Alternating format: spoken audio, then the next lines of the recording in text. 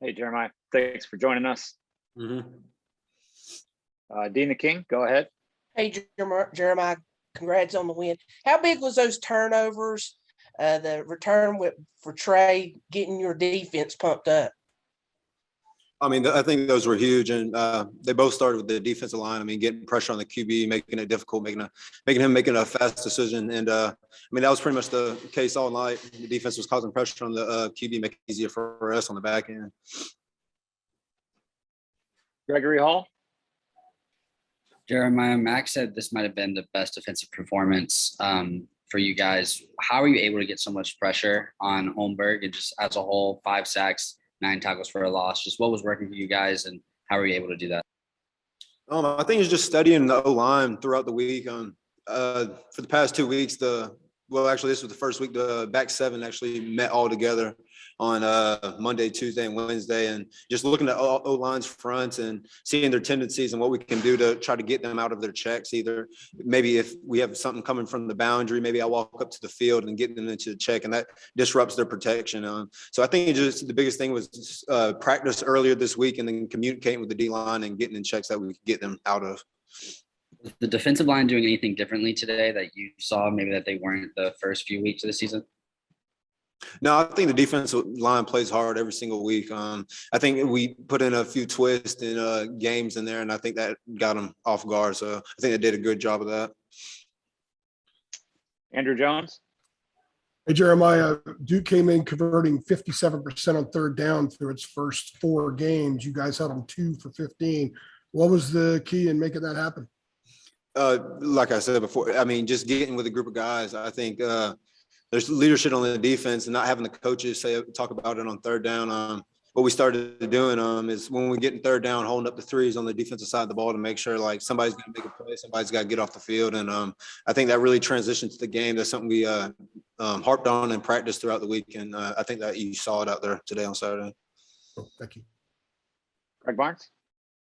Jeremiah, did the defense need this type of complete performance to kind of settle down after the first couple games to really kind of settle in for the rest of the season?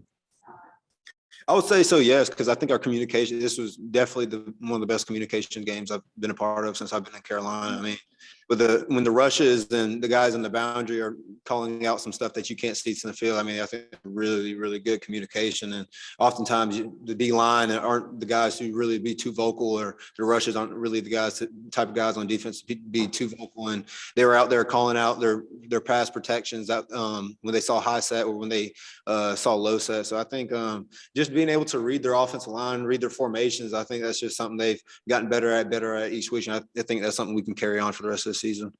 Thank you. Michael Coe. Hey, Jeremiah. So I noticed on a couple plays you were just flying into the backfield. You ran down Mateo Durant from behind. How confident does that make you feel play in, play out, knowing that you can chase down a lot of Duke's faster guys in the open field? I mean, I feel like I've gotten plenty of reps of it. I think I'm really confident. I mean, coming in, having Michael Carter and Javonte Williams around for all those years that they were, seeing them in practice every day, you're not going to see many guys on Saturday better than Michael Carter or Javonte Williams on the outside. So I think just practicing against them every single day and taking it seriously, I think that just helps me on Saturdays and makes it easy for me. Okay, last one for Jeremiah will come from CL Brown. Hey, Jeremiah, you mentioned it was the first time the back 7 met. Can you kind of walk us through that? Is that something? Do you normally not meet as many days a week, or was this something that some of the players kind of organized and felt like you guys needed to do?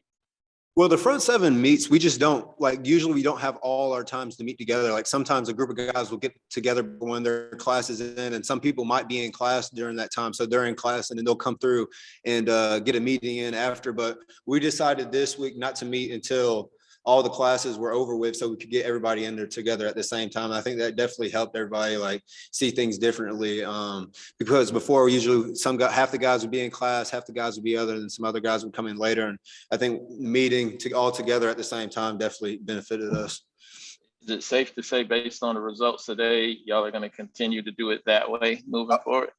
Oh, yeah, absolutely. Most of the guys are ready to get home on Monday, especially on Monday when it's our day off. But I think we're going to continue to wait till class is over to meet. because that definitely benefited us this week. Thanks, Jeremiah. Appreciate it. Yep, no problem.